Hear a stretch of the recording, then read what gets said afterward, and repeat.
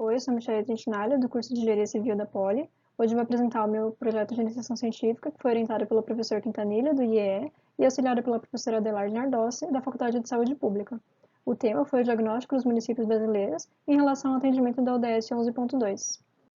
A escolha desse tema se deu pois a questão da oferta de mobilidade urbana de qualidade é um dos grandes desafios da cidade moderna, podendo trazer efeitos indesejados para a saúde urbana e acidentes viários que causam lesões e até mortes. Assim, é necessária uma boa gestão do transporte urbano para garantir a valorização do transporte coletivo e de modais que utilizem energia sustentável.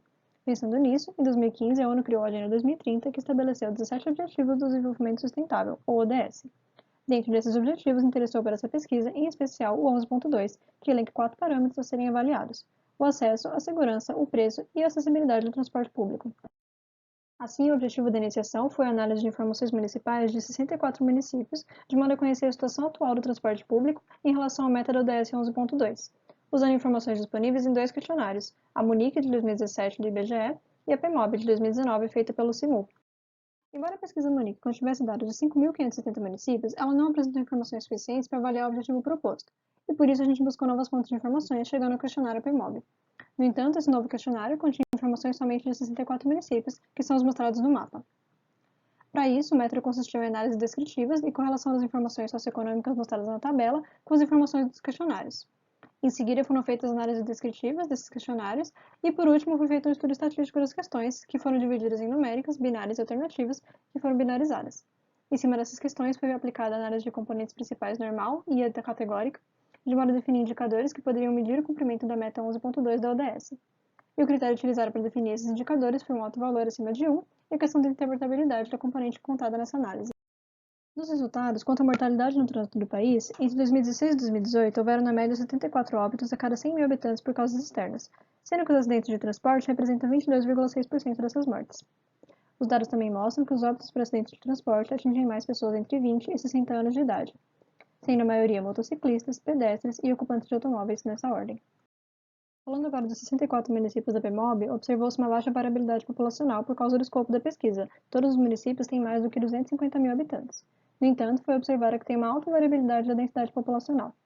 Esses municípios também têm uma baixa variabilidade da frota por habitante, PIB per capita e IDHM, e o destaque é que mais de 90% desses municípios estão numa faixa considerada alta, o restante não estando muito abaixo. Esse pequeno conjunto de municípios representa 20% da população e quase 40% do PIB, considerando dados de 2016, e cerca de 30% da frota nacional, considerando dados de 2018. Além disso, em relação aos 5.500 municípios, observou-se que a taxa de mortalidade é bem menor em acidentes de trânsito. No quadro nacional, a análise do questionário Munique, que tratou mais de políticas de transporte, mostrou uma falta de estrutura nessa área para a grande maioria dos municípios. Já o questionário PEMOB trouxe questões mais relacionadas aos temas do ODS 11.2.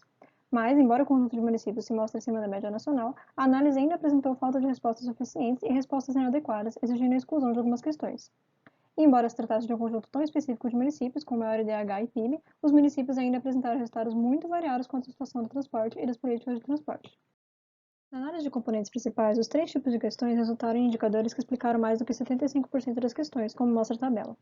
As 18 componentes foram agrupadas dentro de 5 temas principais, como mostrado no diagrama da direita, e foi feita uma avaliação dos 10 melhores e 10 piores municípios em cada indicador. Essa análise trouxe alguns resultados inusitados, exemplificados pelo município de Salvador, um dos melhores dentro do tema 1, porém de pior classificação para o indicador planos de mobilidade. Um destaque positivo fica para o município de Curitiba, que foi o município que mais apareceu entre os 10 mais bem avaliados. Esse fato pode ser explicado pelo perfil da cidade curitibana, que com seu sistema inovador de BRT tornou-se referência para diversas cidades em todo o mundo.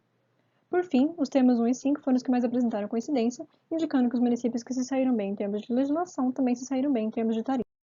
Por fim, chegamos às conclusões. A análise dos municípios permitiu criar um panorama geral das suas características de transporte, mas não permitiu verificar as principais necessidades quanto ao DS 11.2. Isso por conta da incompletude e incoerência das respostas, que mostram o descaso de alguns municípios. Além disso, o trabalho inicial mostrou que não existem informações suficientes para análise das metas do ODS 11.2 para municípios com menos de 250 mil habitantes.